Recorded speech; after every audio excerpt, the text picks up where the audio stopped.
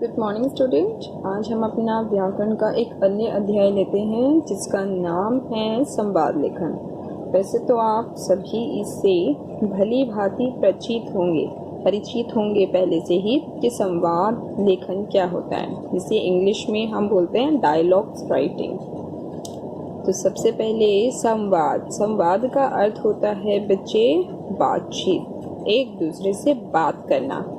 अब बात करने के लिए भी ये सीखना पड़ेगा कि किस तरीके से हम अपनी बात को लिखें। तो यस, आपको जब हम बोलते हैं और जब हम लिखते हैं थोड़ा सा उनके अंदर अंतर होता है। तो आज हमारा जो अध्याय है आपकी अध्याय संवाद लेखन के अंतर्गत ये सिखाया जाएगा कि किस प्रकार से संवाद को हम और अधिक अच्छा और संक्षिप्त शब्दों के माध्यम से अधिक सरलता से अपनी बातों को कह सकते हैं।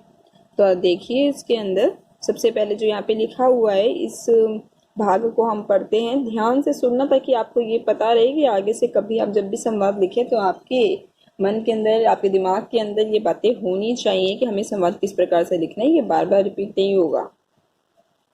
बातचीत या वार्तालाप को संवाद कहते हैं। संवाद में दो या दो से अधिक लोग आपस में बातचीत करते हैं या एक दूसरे के प्रश्नों का उत्तर देते हैं। जब लोगों की बातचीत को लिखकर प्रस्तुत किया जाता है तो वह संवाद लेखन कहलाता है। क्या होता है? जब लोगों की बातचीत को लिखकर प्रस्तुत किया जाता है वह संवाद लेखन कहलाता है। क्या कहलाता है? जब वह संवाद लेखन कहलाता है। बातचीत या वार्तालाप को संवाद कहते हैं। संवाद में दो या दो से अधिक लोग आपस में बातचीत करते हैं। ऐसा तो नहीं है ना मैं अकेली बातचीत करने लगूंगी, नहीं ना, मेरे सामने कोई और भी होना चाहिए जिससे मैं वह बात कर रही हूँ। अगर मैं बोल रही हूँ तो सामने वाला उस बात को सुन रहा है, जैसे कि अभी हो रहा है। ठीक है, आपस में बातचीत करते हैं या एक दूसरे के प्रश्नों का उत्तर देते हैं।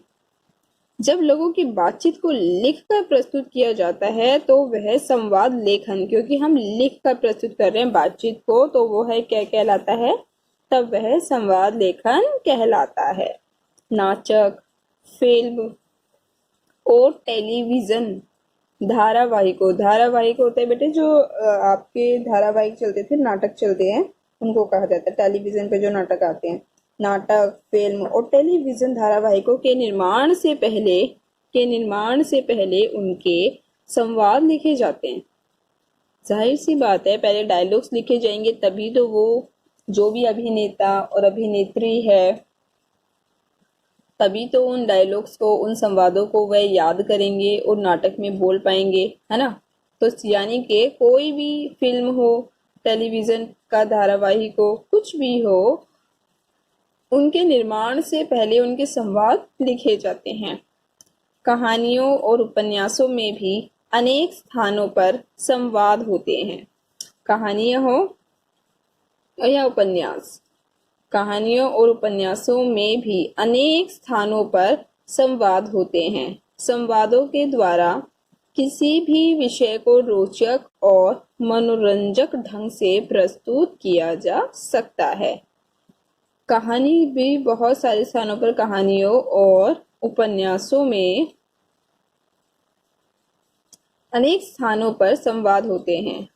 जैसे उपन्यास तो आप अभी नहीं समझ पाओगे, लेकिन कहानी तो आपने सुनी है। मैंने आपको बहुत सारी कहानियां सुनाई हुई हैं। तो कहानियों के माध्यम से जो कहानियां होती हैं उसमें देखो डायलॉग्स होते हैं कि नहीं होते हैं। जैसे मैंने बोला वह बच्चा इस प्रकार बोलता है, फिर उसका पिताजी ये कहते हैं, उनके पिताजी ये कहते हैं। तो इस प्रकार से दोनों में क्या होता है? दोनों के डायलॉग्स हैं, बच्चे के भी और उसके पिता के भी। इस प्रकार से चाहे कहानी हो, चाहे कोई भी उपन्यास हो, उपन्यास बेटे कहानी का एक बड़ा रूप होता है, एक बहुत बड़े भाग में लिखा जाता है ये। उसमें भी क्या होते हैं? संवाद होते हैं।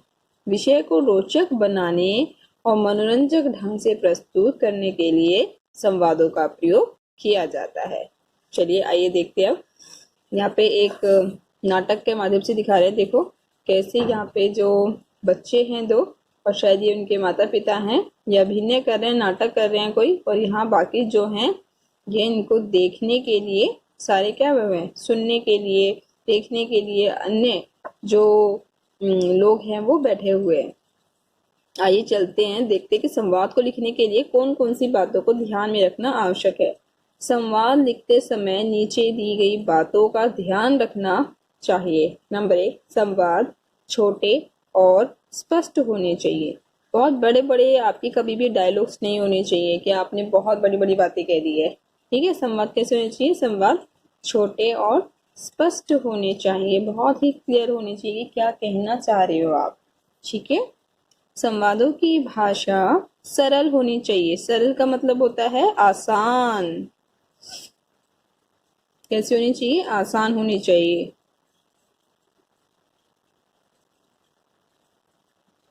संवादों की भाषा सरल होनी चाहिए। संवाद स्वाभाविक होने चाहिए। स्वाभाविक मतलब स्वभाव के अनुसार। ऐसा नहीं होना चाहिए कि कोई बहुत ही कोमल स्वभाव का व्यक्ति है और तुम मुझसे डायलॉग बुलवा रहे हो, ऐसे जो बिल्कुल लड़ाकू इंसान बोलते हैं ऐसे तुम उससे बोलने लग गए हो उसके डायलॉग्स, तो ये तो बिल्कुल ही उससे बिल्कुल भी किसी प्रकार से मिलेंगे ही नहीं, है ना। कथनी और करने में फर्क हो जाएगा। तो ध्यान रखना है जो भी संवाद होते हैं वो स्वाभाविक होने चाहिए, स्वभाव के अनुसार होना चाहिए। जैसे माता का स्वभाव होता है, कैसा होता है, कोमल स्वभाव होता है हमारी मम्मी का, है ना। तो मम्मी के जो डायलॉग्स होते हैं वो किस प्रकार से होने चाहिए आपको पता होना चाहिए।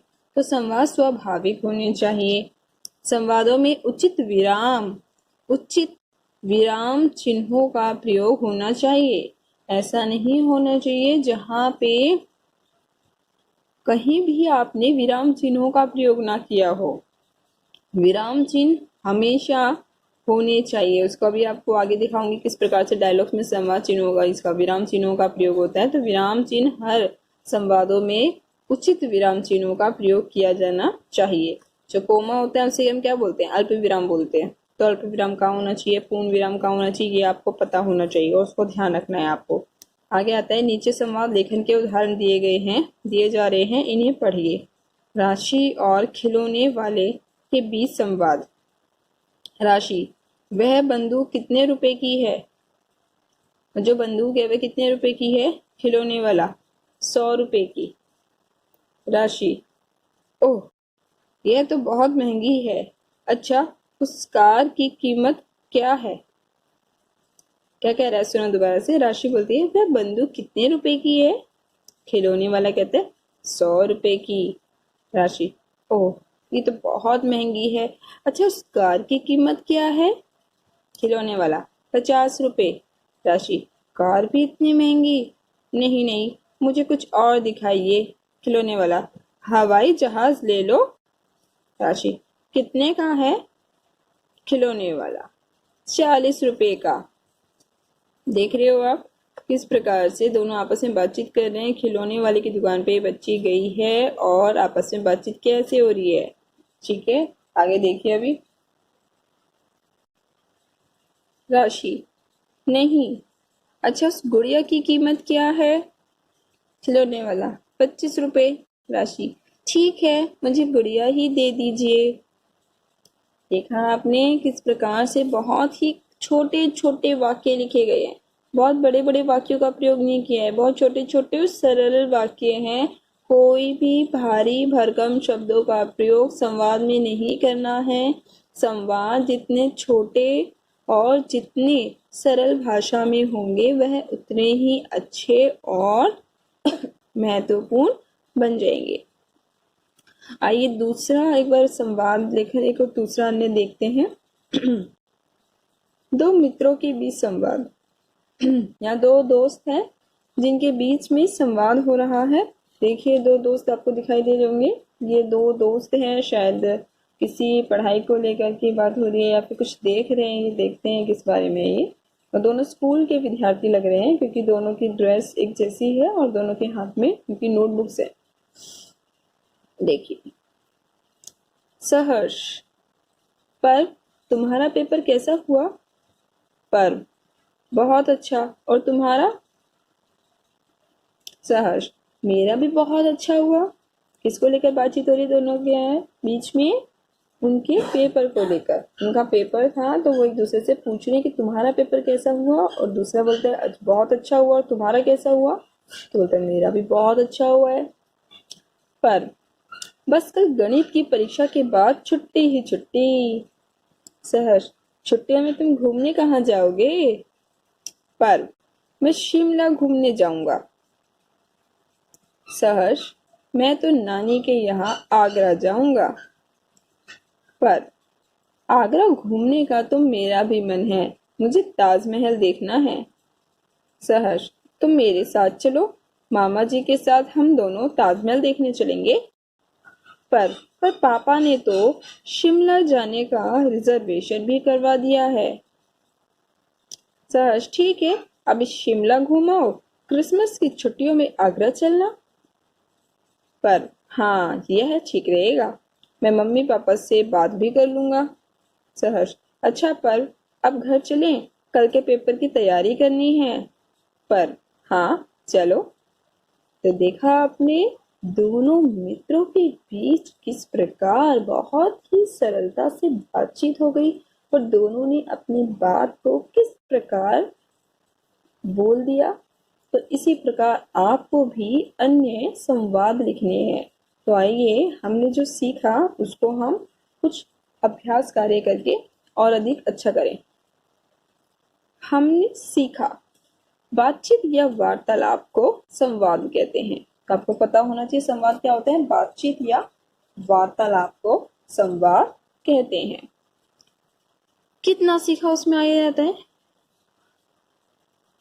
नीचे दिए गए अधूरे संवाद को पूरा कीजिए। तौशिका, आलिया, तुम्हें कौन सा फल पसंद है? तुम्हें कौन सा फल पसंद है? आलिया, मुझे आम। और तुम्हें?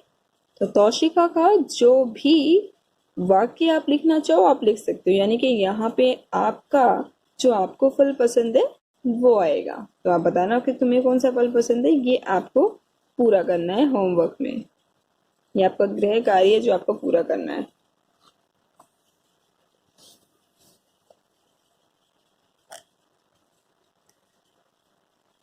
आलिया, कौन से अंगूर, काले या सफेद? अब आप जब सोचो कि तौशिका ने क्या उत्तर दिया होगा।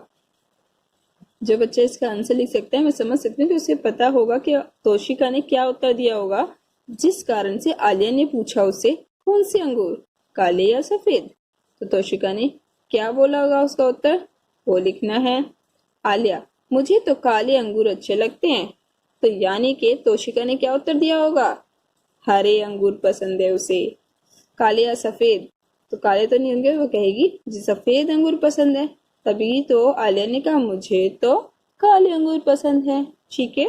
तौशिका, अच्छा आलिया, तुम्हें कौन सी मिठाई सबसे अच्छी लगती है? आलिया ने क्या उत्तर दिया होगा, वो आप लिखोगे। तौशिका, वाह, काजू बर्फी। तो आप सोच लो कि आलिया ने क्या बोला होगा। आलिया, मुझे जलेबी भी। आगे वाक्य पूरा कीजिए। तौशिका, गर्मा गर्म। वाक्य पूरा कीजिए। आलिया, चलो मदन हलवाई के यहाँ जलेबी खाते हैं। ठीक है। हाँ, तो आप सभी मदन हलवाई के यहाँ जलेबी खाने मत पहुंच जाना, सबसे पहले इस संवाद को पूरा करना। ठीक है। चलिए आगे देखिए। नयन के पिताजी के मित्र गुप्ता जी नयन से उसके पिता के बारे में पूछते हैं। नयन बताता है कि पिताजी बाजार गए हैं, आधा घंटे के बाद आ जाएंगे। गुप्ता जी कहते हैं कि मैं दोबारा आ जाऊंगा। नयन नयन उनसे बैठने को कहता है, पर गुप्ता जी यह कहकर चले जाते हैं कि वे दोबारा आ जाएंगे। तो अब देखिए उनके बीच में किस प्रकार से जो संवाद हुआ है वो आपने ऊपर देख लिया है। कैसे कैसे संवाद हुआ है, दोनों के बीच में क्या क्या बातचीत हुई होगी। अब आपको वो संवाद के रूप में लिखना है। समझ के बेटे, वो आपको संवाद लिखना है, तो वो आप अपने आप से लिखेंगे। ये संवाद, ये आपका दूसरे वाले, ये भी आपका गृह कार्य है। ये आपको करना है गृह कार्य के रूप में। ठीक है। नयन, नमस्ते अंकल। गुप्ता जी ने क्या बोला होगा? ठीक है, जैन ने बोला नमस्ते बेटा। उसके बाद नयन ने, गुप्ता जी ने, तो जो आपके जितने भी हैं ये आपको यहाँ संपूर्ण में अपने वाक्य लिखने हैं।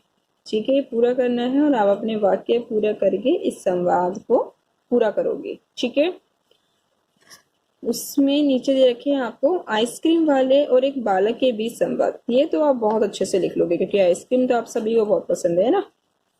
अब क्या करोगे? आइसक्रीम वाले और एक बालक, और वो बालक कौन होगा? आप खुद होंगे।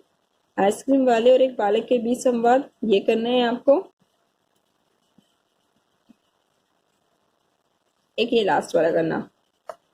दो बालकों के मध्य किसी कार्टून को लेकर हो रहे संवाद को लिखिए। दो बालकों के मध्य किसी कार्टून को लेकर हो रहे संवाद को लिखिए। दो बच्चे हैं, आपस में दोनों क्या कर रहे हैं? किसी कार्टून को लेकर उन दोनों के बीच में क्या हो रही है? बहस हो रही है। या हो सकता है बहस ना हो रही हो, दोनों आपस में बातचीत कर रहे हो। जैसे किसी को डोरेमोन पसंद है, किसी को सिंचन पसंद है। तो आप जब दोनों हैं, अब आपको हो सकता है कोई और पसंद हो, तो जो भी आपको कार्टून पसंद है उससे संबंधित आप क्या करोगे? वाक्य लिखोगे। और वाक्य कैसे लिखने हैं? संवाद के रूप में लिखने हैं। संवाद कैसे होने चाहिए?